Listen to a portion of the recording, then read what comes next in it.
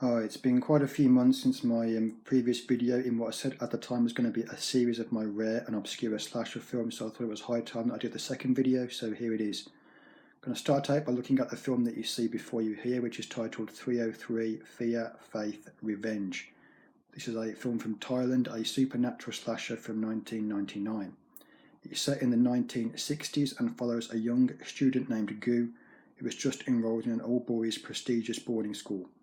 Gu and his new friends become obsessed with the case of a former student from around 8 years previous who reportedly shot himself. Thinking the whole matter suspicious, they eventually hold a seance to contact the spirit of this former student to try and learn the whole story. They succeed and are told by the spirit that his death was not in fact suicide but rather murder. Soon after, a terrible storm rages, cutting off the school and leaving it isolated, and the students then begin to get killed off by something unseen. Could the seance have brought about something evil into the school? That's the basic premise of it. To give you a few positives and minuses now, I think the seance scene is really good, it's really well done, definitely one of the highlights, and there are some creepy moments here and there once the killings begin.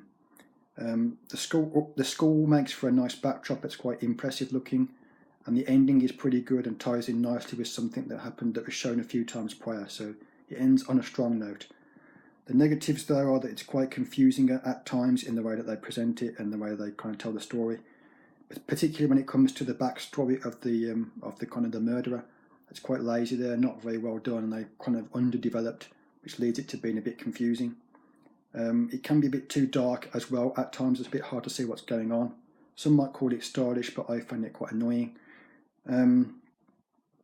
It's quite unrealistic at times as well in certain areas, but particularly in how obsessed the boys become with the case of this former student.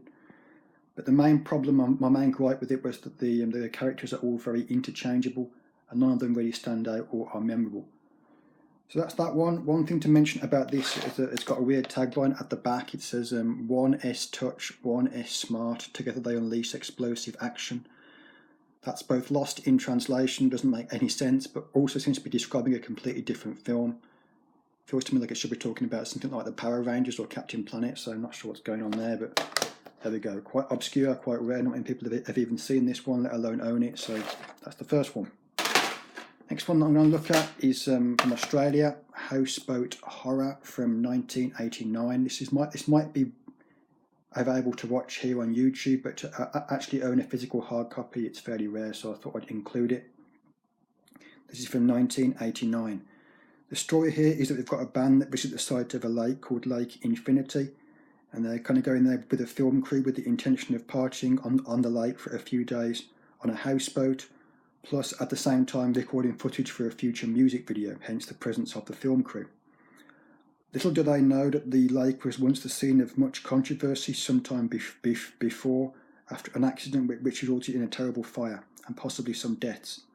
It soon becomes apparent that the fun and frolics of the music video shoot and the drink-fueled holiday won't be reaching their conclusion after a badly disfigured local man begins preying on those that are kind of disturbing the peace and shooting this music video and basically on these houseboats. So you get some kind of figure that's not happy with their presence there and kind of goes about trying to make things peaceful once again. So that's the basic story. The positives are to it that we've got Alan Dale, that Neighbours fans might remember as playing the Jim Robinson character. He plays one of the main characters here. It's going back many years, of course, like the early 90s in Neighbours, but you may possibly have fond memories of him, and he does a great job. He's easily the best thing about this, easily the best actor. So he's really entertaining to watch. There's some funny lines here and there, and because it all kind of looks so dated, it's kind of comical. And there's a nice appearance from what's kind of a very early prototype mobile phone that kind of is quite funny. And they do make some effort to establish a backstory for the killer. They could have gone into more detail, but they at least try and give us something, so that's a small positive. The negatives are that there's just too many irritating, obnoxious characters, some of whom don't even die.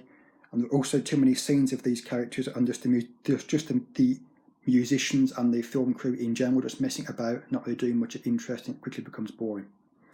So that's that one. It's kind of billed as being the worst horror film to ever come out of Australia, which I think is a bit harsh. It's not that bad.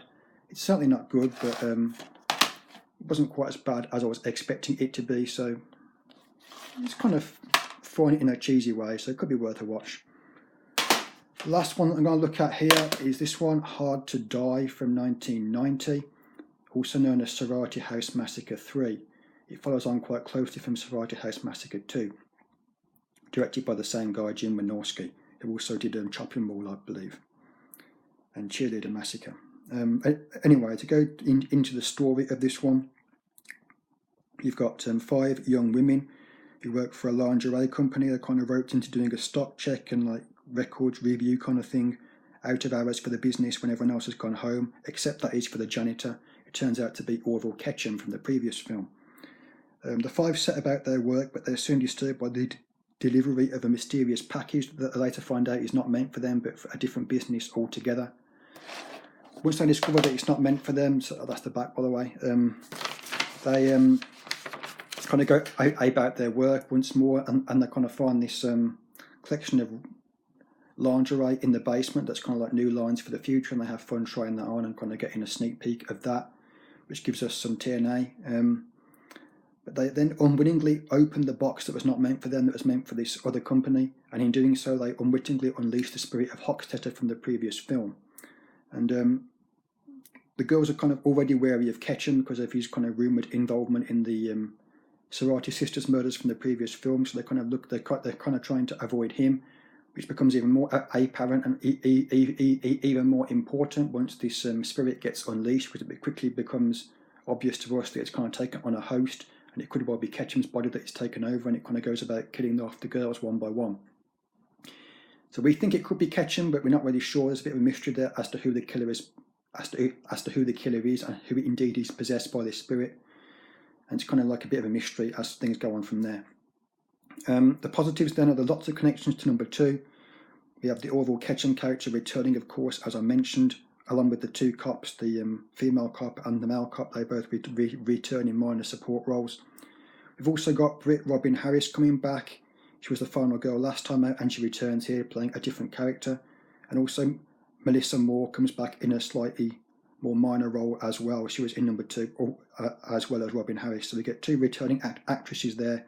So that's a nice touch, and they both do a good job. It feels like a proper sequel.